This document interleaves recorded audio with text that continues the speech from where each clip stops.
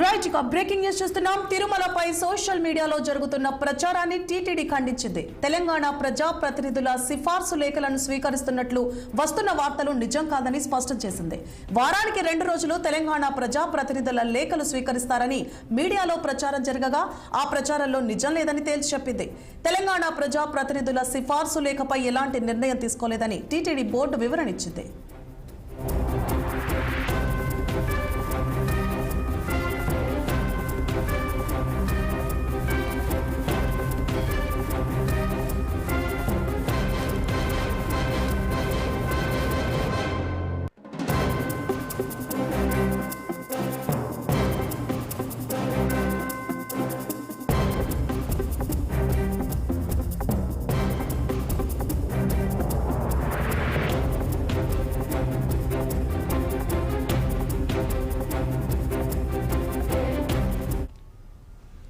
Right ఇక తిరుమలపై social మీడియాలో జరుగుతున్న ప్రచారాన్ని టీటీడీ ఖండించింది. తెలంగాణ ప్రజా ప్రతినిధుల సిఫార్సు లేఖలను స్వీకరిస్తున్నట్లు వస్తున్న వార్తలు నిజం కాదని స్పష్టం చేసింది. వారానికి 2 రోజులు తెలంగాణ ప్రజా ప్రతినిధుల లేఖలు స్వీకరిస్తారని మీడియాలో ప్రచారం జరగగా ఆ ప్రచారంలో నిజం లేదని తేల్చి చెప్పింది. తెలంగాణ ప్రజా ప్రతినిధుల సిఫార్సు లేఖపై ఎలాంటి నిర్ణయం తీసుకోలేదని టీటీడీ బోర్డు వివరణ ఇచ్చింది. ఇదే అంశానికి సంబంధించి మరింత సమాచారాన్ని మా ప్రతినిధి గోపి అందిస్తారు. గోపి. సువర్ణ, ఏదైతే 2010లో రెండు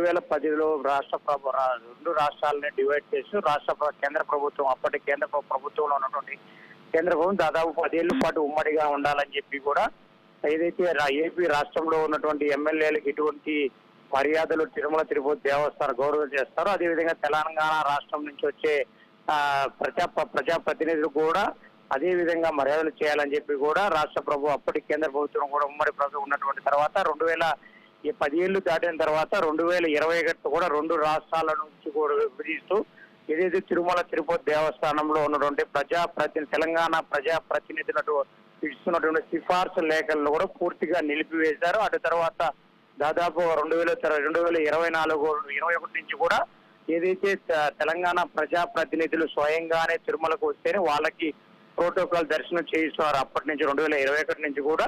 అయితే 2024లో గత 15 రోజుల క్రితం కూడా తెలంగాణ మాజీ ప్రజాప్రతినిధి శ్రీనివాస్ గౌడ్ ఎక్స్ మినిస్టర్ కూడా తిరుమల తిరుపతి దేవస్థానంపై కూడా కొన్ని కీలకమైన వ్యాఖ్యలు చేశారు. ఏదైతే తెలంగాణ ప్రజలను వెంకటేశ్వర స్వామి వారిని దూరం చేస్తున్నారని చెప్పి కూడా శ్రీనివాస్ గౌడ్ ఆరోపణలు వ్యాఖ్యలు చేసిన నేపథ్యం కూడా ఈ వ్యాఖ్యలపై కూడా 2 రాష్ట్రాల మధ్య భక్తుల మధ్య రెచ్చగొట్టేలా వ్యాఖ్యలు చేశారని చెప్పి టీటీడీ చైర్మన్ అయినటువంటి బిఆర్ నాయుడు కూడా తన సోషల్ మీడియా ఖాతాలో కూడా తనపై కూడా కేసు నమోదు చేయాలని ఆదేశిస్తుందని చెప్పి కూడా సోషల్ ఖాతాలో తెలిపారు. అటు తర్వాత ఇది ఏదైతే 2 తెలుగు రాష్ట్రాలు కూడా సయోక్యత కూడా తెలుగు రాష్ట్రాల తెలంగాణ భక్తులు కూడా మంచి ప్రియారిటీ ఇవ్వాలని చెప్పి కూడా ఒక వ్యాఖ్యలు చేశారు. అటు తర్వాత దీనిపై కూడా టీటీడీ బోర్డు పాలక మండలి చర్చిస్తామని చెప్పి కూడా తెలిపారు.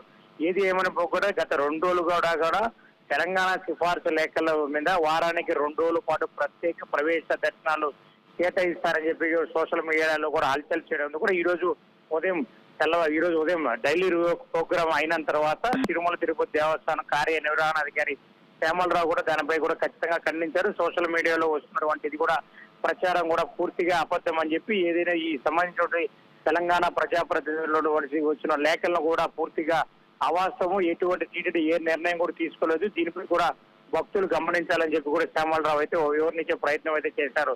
సువర్ణ. Right, thank you for the updates Gopi.